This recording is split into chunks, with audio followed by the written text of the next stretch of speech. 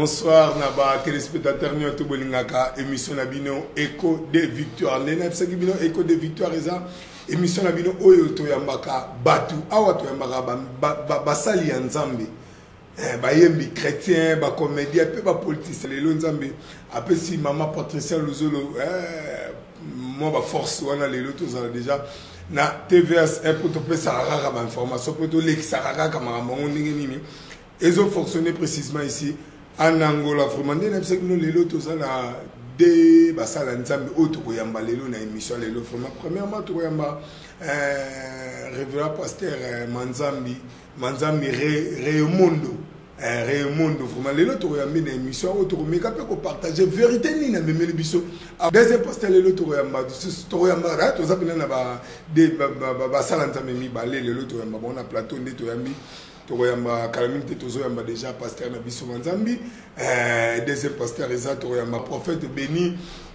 Lula akomeka pe ko expliquer oza célébration na ye vie chrétienne na ndeni ne bandaki 11 ans église ne ana kati ya Angola ndeni zotambola pe 25 ans ya ministère na ye banda ye banzambe tout le monde a dit que pasteur Béni Lula memeli biso nanga mo senga plaisir na niveau moko batabo ndenza malinga quoi na 50 ans il y a âge na e a kokisipina 2007 l'enzambe pena baxila ba mikolo toujours pour biso ba biso tout aux arabes biso ba paté na vraiment pour tous arabes toujours na et ko sala bien vraiment merci beaucoup na bino tout bozo continuer toujours tozo pesa déjà maloba oyo poto yamba révérend pasteur na biso Manzambi première fois ko yamba basala nzambe za releng tala di pambole ngai ndeko na bino na suile le bon bino mamonde ya moti. Bonjour papa. Bonjour papa journaliste. Bonne santé. Oui, ça va très bien dans mon âge. Et puis que batu tout les comme ça ba molelo papa les émission na biso première fois les émission na biso ba téléspectateurs tout ba linga ka yone et puis que ne bazo mona bazo kamwa papa lelo na Écho des Victoires. Puis ça ba mona papa papa kumonani uti wapi ozalaka wapi batu ba comprendre ba yeba nani tozani na plateau lelo. OK, merci. Nayoka sangala bino mingi yango sali ke tango bengisi ngai na ko koma poto ko partager mo kema na Nzambe. Nga na bengo na kombo ya révérend Manzambi Raymond naza awa na mboka Rwanda wa pesika Jérusalem ndangezali wa pesika na musala Nzambe awa na kati ya Rwanda. Voilà. Message na bango zani. Non, message mo musala Nzambe. Naza na message mo na ko pesa pande ko zona na biso. Na Marc chapitre 2 Bibolobi Yesu azongi na Capernaum otokoki kolobela kozonga te soki ayaki te na Marc chapitre 2 verset 1er tina 10e verset Bibolobi Jésus revint à Capernaum. OK, tokolobela kozonga te soki tolobeli ayaki te, c'est-à-dire avant zonga na Capernaum ayaka liboso wana na Capernaum. On a Capernaum et ça na battu belo ba salaka ba incrédule na Capernaum et ça la moka o Yesu salaka ba miracle belé na Capernaum et ça la lokola quartier moko général net na portugais pa Yesu penza banda ko fana o Bible bi tango Yesu azongi na Capernaum mbala liboso tango ayaka ba makambo Yesu sala ba lobela ya mote ba beta pe lisolo na mote o ba fulani ba bikaka basi moko ba bikaka ba betela solo na ngote ba bikaka ayaka na Capernaum azonga na après azongi pona mbala mibale ona Capernaum bato ba bikaka liboso batonga ka bato ba bikaka te banda ko imaginer kaka na ye awa na sambeli pona bato oyebi vie mo bozala na quartier boye et abela mingi vraiment mais ye payé donc asoka guérison te Yesu aleki na ye azongi na ye oyebi ki bato balanda vie na baloba Yesu kutu aye awa bata ba problème ba ye ba sambeli pour ma biki donc maman oyo bien tato yo akobika le soute on se comprend Yesu Yesu ça ya disa zongaki donc na tour ali boso Yesu aya batu ba vivre événement ya grave o ba bika o ba telema ba vegle ba mona batu ba maladie nene ba bika ne bibolobi na deuxième tour tango aye et ça la na jomo ko bona ça la paralytique abuka na mako pour yango na zoye sa mutu moko ceux qui ba o bazwa liboso na bazwa ko kantate yo otika lozwa te tour na yo pesali alors message ozala désespéré te soki na tour ali boso visitation ezalaki te na église yo sambelaka yebake na deuxième tour visitation ya nzambe kozala et puis bolobi yesu ntango azongi pour la deuxième fois na Capernaum ezalaka na jomoko wana azalaka na abuka na makolo alemba makolo papa natambolaka tarataka première tour ntango yesu ayaka et na deuxième tour bayoki sango yesu aye na ndako moko nazokanisa parce que nasala mpe mwa tourisme mo na Israël balakisa ngai synagogue wana et puis bolobi yesu ntango aye na Capernaum na ndako moko nga nazokanisa ezalaka na ndako ya Pierre nga nazokanisa et ndako wana bandako kota à peu près 120 130 personnes voilà idée na okanisa oui selon na osala étude na ngai pour natali bible voilà bible lobi ntango yesu aye na Capernaum ti wana boate wana ya kalakala wana babetela masolo batongaka kobika te peut-être yozolanda ngo za boate te moza stérile yozolanda ngai oza stérile te moza chômeur licencié nyonso sala mais rien ne marche de ta vie osala nyonso mwasi kitoko na famille bino nyonso boza ndenge moko mais naye ko annoncer yo soki tour na liboso erataki 2021 ekorate te visitation ya nzambe ozala na vie na yo bible lobi bazwa tipe wana oyo alemba makolo mpa bakamarade na ye soki bafamille na ye soki mpe bakamarade na ye mutu azalaki abandone soki mpe azalaki na mwasi akima soki mpe azalaki na église mpe kima nango mais mutu wana azalaki na bato oyo bakoya kosoutenir ye yango yo ozolanda ngai ezalaka malamu na bato mpo mokolo kokomela yo peut-être famille kozala wana te et bible lobi bato bazwa mwana mobali oyo alemba makolo bazwa ye batombola ye bakende na eti pa yesu azalaki na kati ya ndako wana ebible lobi ntango bakoma wana porte ezalaki krake na bato moya kokota na ye ezalaka te bamitali tozwa moto tozonga na ye obie koma babi te yaya moko azalaki wana tala na kati alobi te espace ezali entre jésus na epa bato bazalaki espace ezali yango na ye koyebisa yo espace eza na vie na yo komona teke ezosuki epa bato bazomonaki yo suki yebaki espace ezali espace wana eza bisika na yo na vie mutu na mutu aza na oyo nzambe aprépara mpo na ye papa tokobonga nzela moko te tokovage nzela moko te tokobala nzela moko te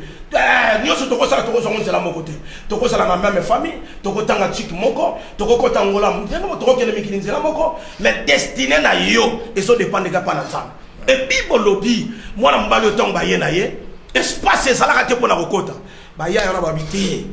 totike te ntango babona espace ezali entre jésus na foule bamati na likolo babandi kolongola tole tombola babire papa yo ozolanda ngai bamireke baluka yango foza na foi batelema na likolo banda kolongola batole banda kopikola bandi kopikola bazwi kaka yaya wana bakiti eti epa yesu azalaki bum l'espace wana yesu akata message ntango azomona bato bazolongola toi yesu akata message oyo bakulu to banani ordene bato akondima nde moto baza wana kondima na yo kosalaki déplace bamontali yaya oyo bato bazobanga yo kobangango te bible lobi yesu akata message bazwa moto wana bakitisa atala moto oyo atali mais nini ozosalaki moto azala boye atali no eza famille te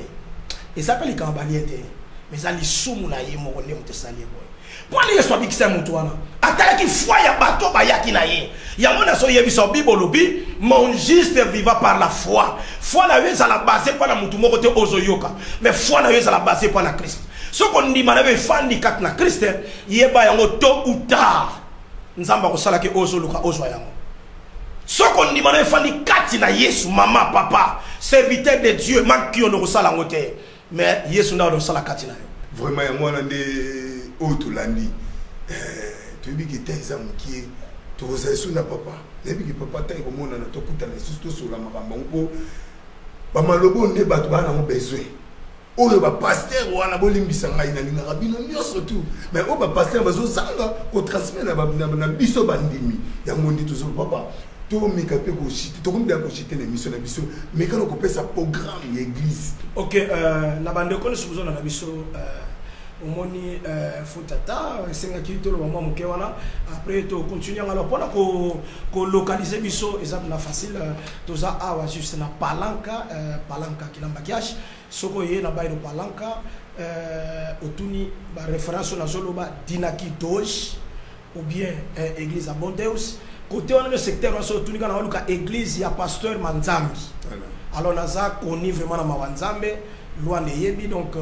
et ça facile pour na okoma na église na biso. Alors pour le moment toujours sangana 4 fois la semaine et ça jeudi vendredi samedi et puis dimanche même na Facebook tout ça la live direct dimanche chaque dimanche tout ça live message ni on m'a qui na écho de victoire émission. OK message na kaka nzamba pa mulabino ya boso pour la moni musala na musique kitoko boza sérieux ça calme voilà nzamba pa mulabino et nalingaki na saluer église Mobimba ya montagne de victoire et sans oublier ma femme mon épouse maman Miracle Raimundo et na bosanité ko saluer Ozali frère Namso Jimmy prophète Pablo ministre de soins au travail dans la communauté pasteur qui a la base dirigée l'église de ya Kalemba Doge et ma sœur Namso Clémentine et maman Susanna tout cela donc église Mobimba ya Monte la Victoria et pesibino ba mbote et ba gros bisous. Voilà. Merci beaucoup vraiment. Et la sanité famille na nyonso et la RDC. Alors il y a aussi na Katia Kinshasa, il y a aussi Rossignol. Donc nzambe apambola bino, il y a aussi donc maman na biso Masinda Sophia, bana famille Kutala, Emmanuel donc nzambe apambola bino. Bango basala on catholique hein. Na pesi bino mbote nzambe apambola bino, famille nyonso boza kuna en tout cas, nzambe apambola bino. Merci vraiment nayebi ke makambo yango oyo bolukaki tokozala zala toujours na papa manasima to komeka pe kosola ka makambo yango po tokenda musika te tozaka 5 4 3 2 1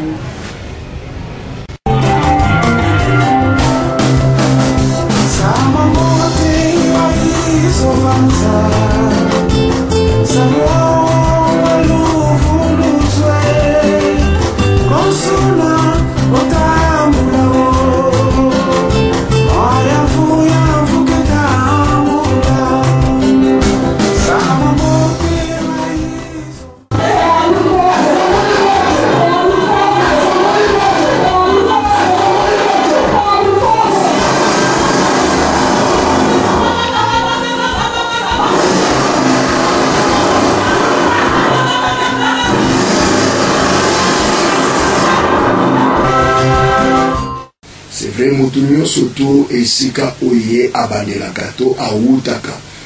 donc na wutaki na kati na vie ya réalité o motunyo soto alekana nango avant nzambe ayeba kobenga et nzambe nazalaki na première église c'est l'église catholique mais nzambe akosunga à travers ya frère nangai John et oyo nazela na ye ne ayaki kote ya bali wana nzambe nde amemaki ngai na armée de victoire esika oyo ngai na bongola motema na yeba nzambe ya Kutino Fernando et na nzela ya nzambe oyo ya Kutino nzambe oyo asalinga bolamu ebele ti alongolanga amemanga na kati na réalité na yeba ye puisque nayaki na vie oyo ezalaki vie penda ya malamu te. Bon, nazalaki fumeur de chanvre, nakata la réalité, mamibele, on surtout elenge akwako sala. Mais il y a un jour, tellement que la vocation Nzambe ezalaki, na suite à problème moko et comme la kanga, na vie, na zalaki na babie nanga, un jour, na wuta, zela ya lufu, na lana boto, domestique, aibanga, biloko nyo surtout, et sika oyo appelle, nanga nzambe abenganga réalité ya choc à problème wana et salakanga makasa memanga biloko nyonso tu ya maison les sika wana nanzela ya réalité wana oku na kutana kanango et à travers ya frère autre wana okanga malet wana soli malam et frère John nzambe apambola ndeko ona kimbondo azala na maison apine nzamba apambola ye yende penda moto ateinga nzambe oyo ameminga na armée de victoire mais pour na bongo la pe moté mais ezaki black ité puisque na nyoko la pe ndeko wana ya kolia kozwanga na zebisenga bina na nzala en tout cas somela na penda blo akolia na lia na nyoko la kai mais lokola ezaki appel moko et nzamba tchaki mission puisque ngana za la sauver à travers yandeko oyo j'espère la photo eza na kokipe ko la kisa ba photo et aux penda très important na nzela na ye yende pena utabongusa nga moto amina na mele victoire sur ta promis na kota ya kinango na nzela ya nzamba Coutinho Fernando nzambe oyo na yako zwa batem ya ozina na kati ya mai et na yeko bongo na tiki ba réalité banzela ya mabenyo surtout na zalaki na yango. C'est ça la réalité ya vocation ya liboso oni nzambe akuta na kinanga lokola Saoul. C'est vrai qu'on a kata de victoire biso bato liboso auto banda chorale ya CVV na bande konyo surtout o aza responsable awa na Angola et le bishop et cordège na ba Richard et ba papa Emile bande ko belé bazelo bazali les banda donc nzamba pambola bino surtout bande konyo sozaka na bona chorale depuis c'était l'année 2000 na nzambe apambola que ami ya papa na biso titi puisque il y a zaki mokambi na biso yene madala ko pesco ko enseigner biso na kata chorale na dirigeante na biso Nelly Kola na papa Emile nzambe apambola penda puisque na zamoto o na wuti e na simanda puté yona bini pe na kata ndako esika oyo na kati ya armée de victoire na simana ko zalaka na kata chorale nzambe ya kosunga inaibaka un jour papa zoteya et alobi était koki il faut ba grâce na bino efungwama nazalaka na sima na babala sima ya enseignement papa zoteya na kanda papa zoteya na tsari na sima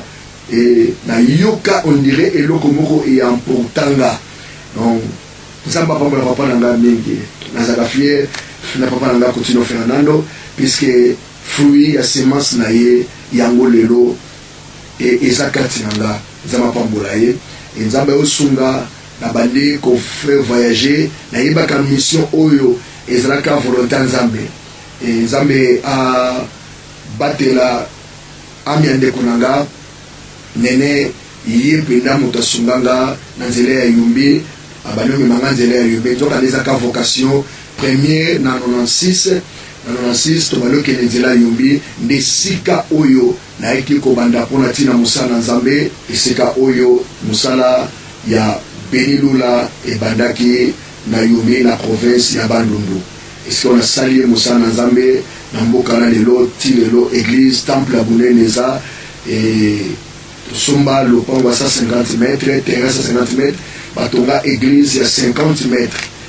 nzambe apambola ba évangéliste ebele bato ebele bamissionnaire ebele oyo ayebi aleka na yumbi e soki amoninga nzambe apambola ye e nzambe oyo asalelanga na yumbi makambo minene nzambe oyo na nzela ya yumbi nde nzambe afungolaki ministère nanga nde naye kozonga après naye kozonga disco naye kobanda susu mosala na Kasavubu na Busu Melo tina zabane ko travailler na yumbi nazaki pasteur non consacré nde bayaki ko consacré ngata na bâtir na Busu Melo na bandi musala nde esengaki il faut nazala consacré na yeko solo na grand frère azaki déjà na communauté wana tanazo kende déjà et yumbi na bandi déjà ko binomo moké na kati armée de victoire et ti na yeko zo consacration et pa ya papa évêque Mayemba molimo na ye epe manakimia na bandal na kanga motema esika oyo ngai Benilula na zo consacration nanga na CCPC 64e communauté et après consacration nanga na la butu na zolo tabala sanga papa Coutinho Fernando na kati ya prison na keti na prison na kota na papa et da kokuta bango na bon père to bandi ko solola nazaki na 12 na poche to soli sili na 5 na pesi papa bon père bishop bon père et na eko 7 na pesi papa Coutinho Fernando oaza papa nanga na pesi et na yo yebise papa ngai na ye ko yebiso papa naza consacré auto consacré nga na protestant na 64e communauté papa talinga seke alobi ça c'est mon fruit et maloba o papa lobela kanga na ndoto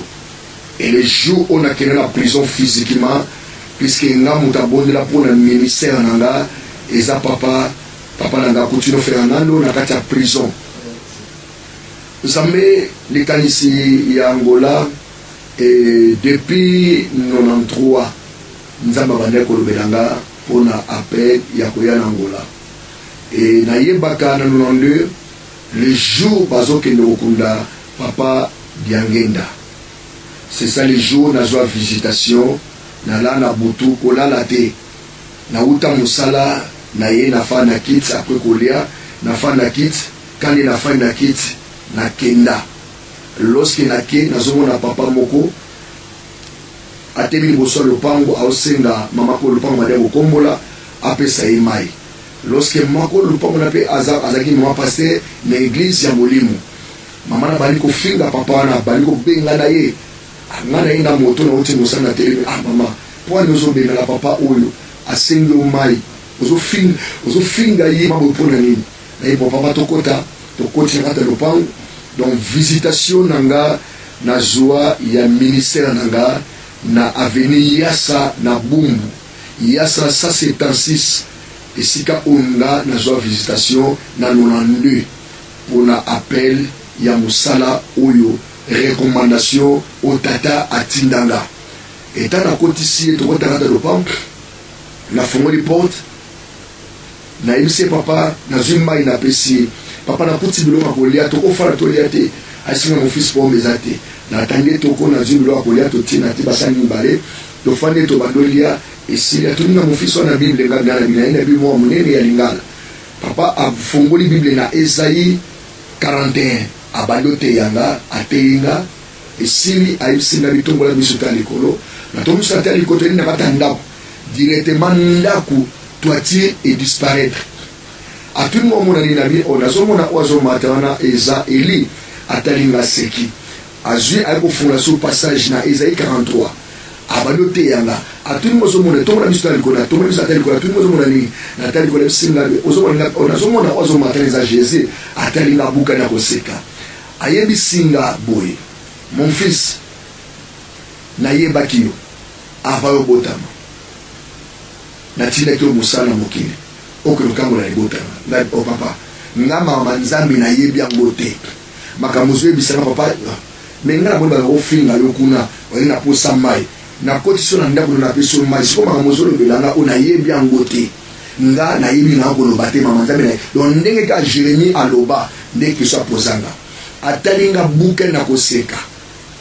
abuka na koseka ebisinga bi eloko na chakati na yo ba mikole bele bazana ngote le seule condition oya yebisanga beni mukolo oyo okosimba kisi mukolo oyo okokota na nzamba mapaya nde mukolo oyo na otika mais tant que ozala toujours na samba kolonanga mukomote na otika na kozala kana yo tango nyonso tu et na mona pe makambo oyo yebisanga pelelo ya wezo salama. Et les gens ont 4 fois dans à poison puisqu'il y a eu ça dans à Koko Tananga pendant la Kachangola c'était la vocation en Zambie en 2009 na 9e mois et au Kota la mission en Zambie à Tindakinga na Yepe na 2010 de na Ekobanda musala muto oya mbakinga awana palanga ezalaki c'était l'évangéliste Richard et yemta yambakinga isika opina bayeko banda musala na lupango papa Jean na roi N1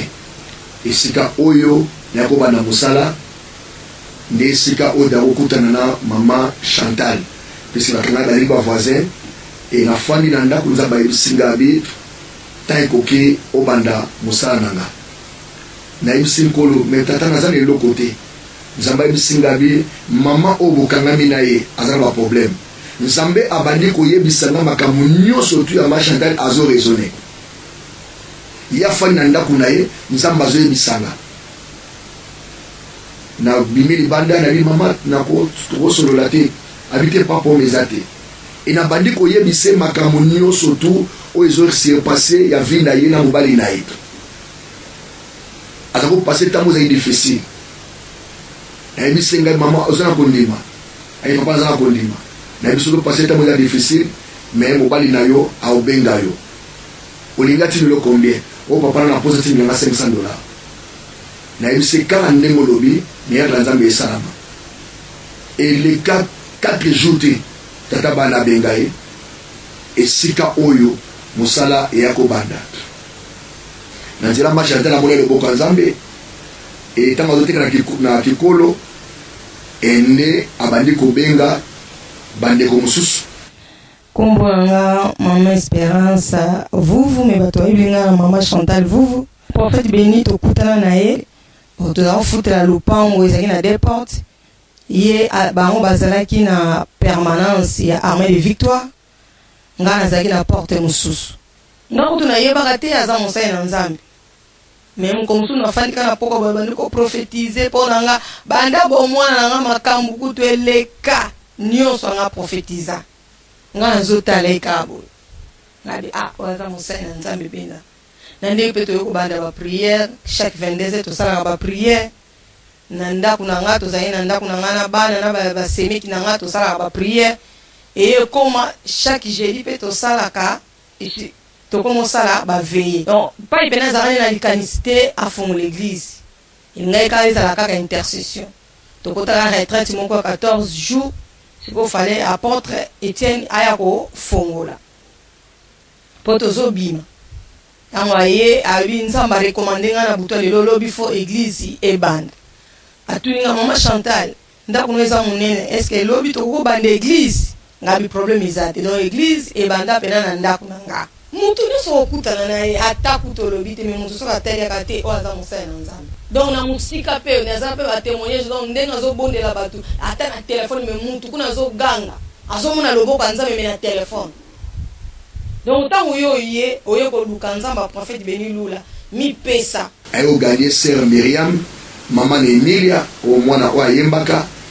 mama na Emilia ekoya nde bato mosusu babandi koya nazalaka na zemi mais zemi wana ekomplikanga makasi elinga omema ngai na pasi elingaki eboma ngai nasala 5 jours nabotaka te mokolo ka balingi basalanga balingi batransfert nga na Lucretia pa yayebisi nga lobi nde eza boye nzambe na ngai aotika yo te obotana ni na Césarien nzambe osala tu yo obota normal tonka paye abondela yesinga simba libumu nazalaki paye tozalaki na yeto na hôpital yazalaki na ye na église nga azalaki na hôpital abi simba libumu tonka na simbi ka libumu ka po ya resili nzambe asalelanga grâce na bota basala ngai césarienne te eloko moko te na bota bien naleki na baréalité momebele humiliation puisque eza parcourir nyonso tu puisque même jo bazoloba be et na vie soki okutana satana te sebi yobali otambola nzela moko baréalité mam nakutana na vie ministère humiliation na baréalité momebele mais natrayaki nzambe te nayaka toujours fidèle na nzambe otala moto mosusu ozalaki na confiance na ye mais lobi atrahi yo même na bana oyo yanga moko na bimisa lobi batrahi nga na bami oyo bazalaki babras droit bapire nga mais batrayaki nga donc tout ça eza baexpérience oyo epesi nga leson na vie lelo ekolisi nga kombola nga mama Kembi Rita Lula Antonio navandi na Kalemba Dosh na bailo Victoire Certa naza servante na kati ya itonga ya message du sali naza mama ya bana 12 5 filles 7 garçons ngai naza molongani ya prophète Béni Lula batémoignage eza ebele témoignage ezali vraiment makambo ebele changea na vie na nga à travers ya papa oyo yango na mobenge kaka mobali te nabengaka ye mobali na nga, nabengaka ye pasteur na nga, nabengaka ye prophète na nga, nabengaka ye conseiller na nga, parce que azosunga nga na makambo ebele spirituel comme physique. Et avantage ya musala oyo na Angola awa ya ebele o baba moni ba miracle nzambe na nzela ministère oyo, puisque soki babi bazwa batu nyonso tu ba miracle ebele salami awa ebele ya lo bakutu te. Batama bomba ne parle plus, puisque batama bomba musu ba yene ba chaîne ba kanga, donc batama bomba ne parle plus. Nzambe asala ba ebele kati sika oyo. Eu, no meu crescendo, fui crescendo com muitas dificuldades. Tive problemas que durou-me cerca de 11 anos. Esses 11 anos que durou o problema, então a família tentou fazer qualquer coisa, entramos até nas casas dos mandeiros, mas sempre não tinha solução. Então naquilo, a última esperança só era só em Deus. Família falaram, resto se cansaram, desprezaram-me, mas como Deus é todo poderoso, que como chegamos no mês de agosto do ano 2020, então a situação veio piorar mesmo, que era mesmo, pareceu os últimos tempos para mim morrer. Mas certo dia em casa acontecia como eu fugi, eu via tipo pessoas estão a vir me prender, tipo polícia, canja, me darem corrida, mas aquilo aí, pessoas assim com olhos nus, não via nada, vinha que esse homem está maluco, está a começar a fugir, mas com olho espiritual dava-se conta que eu estava bem perseguido pelos demônios. Primeiro dia que eu se encontrei com o profeta Beni Lulas, só assim ao conversar, sem me tocar, sem nada, eu já sentia algo mexendo dentro de mim mesmo, que pus a esperança em mim, que ainda estarei em vida. E naquele fiquei, mandou-me o azeite e o sal, então com o sabonete compramos, viemos com ele aqui e o pai orientou o sujeito como vai se orando, como vai ser utilizado aquilo. E naquilo eu fiquei a fazer das seguintes formas que o profeta mandava. Termo de uma semana, comecei a notar a modificação em mim mesmo. Tem Deus nessa igreja. É por isso, agradeço muito a esse Deus que operou na minha vida e que continua sempre a operar na minha vida e na vida dos meus filhos e na vida dos meus irmãos e na vida do resto dos irmãos. Agradeço a esse Deus. Ma maladie incurable bunga, donc ma maladie belé, sida kulubate. Donc ba témoignage ba sideza bo mona nzambe oyo azanza ba signe et na ba prodige. Donc na sepela ka mingi de ba ba témoigner bola nzambe.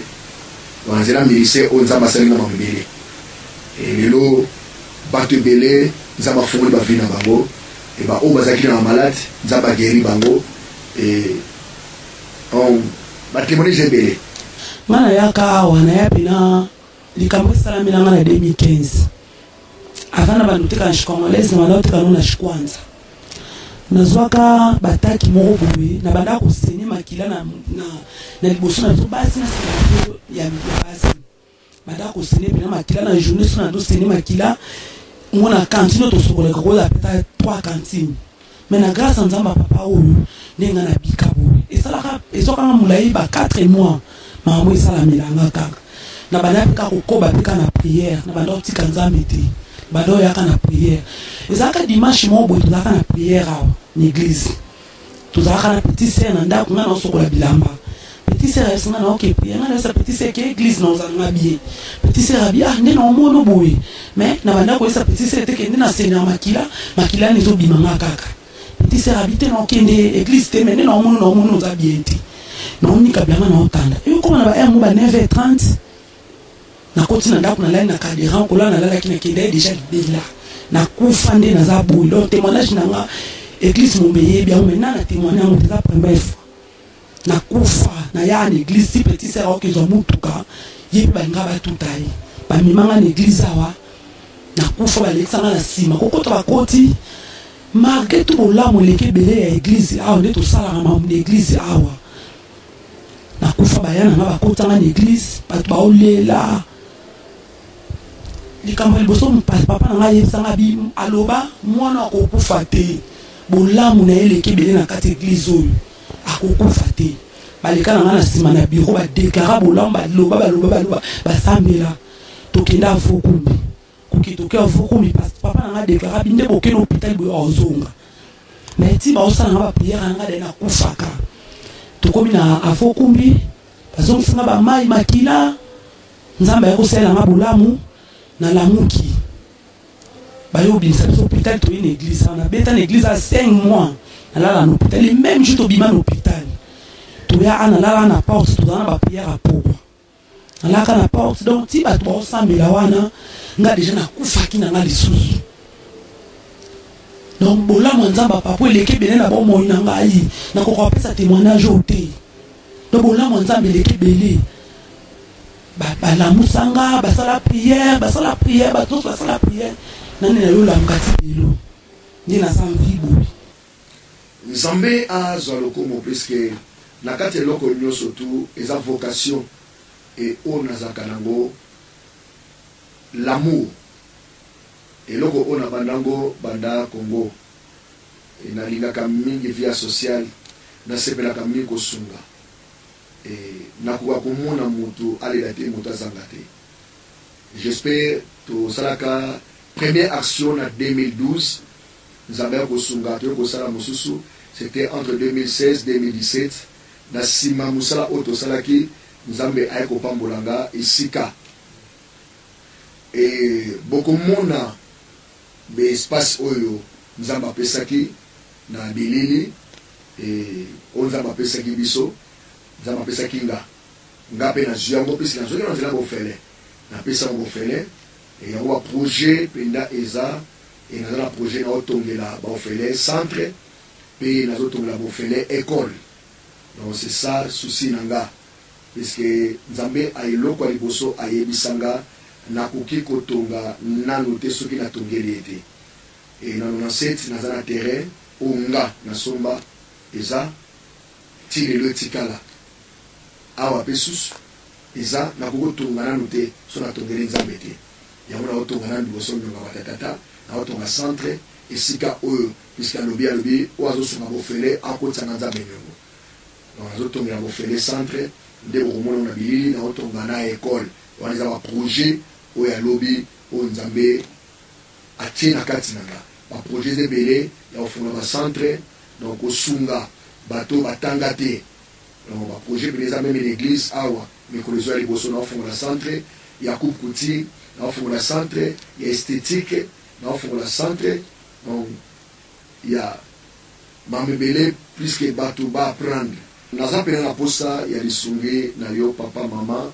même na nzela ya prière na yo eza moko ezocontribue mais surtout eloko eza makasi mpo tosala mosala na posa finance na yo papa mama puisque totonga mosala na totongela nzambe tongela nzambe nzambe akotongela yo mpe nzambe eloko akotongela bana na yo soki okaniseli nzambe oyo ya bofele nzambe indigène bato babwaka bango libanda nzambe ata lelo eza te nzambe akokanisela yo mpe nzambe akokanisela bana na yo mingi akoloba eza te nzambe apambola moto nyonso to oyo afandi mpo alanda nga un simple serviteur de Dieu le prophète Béni Lula.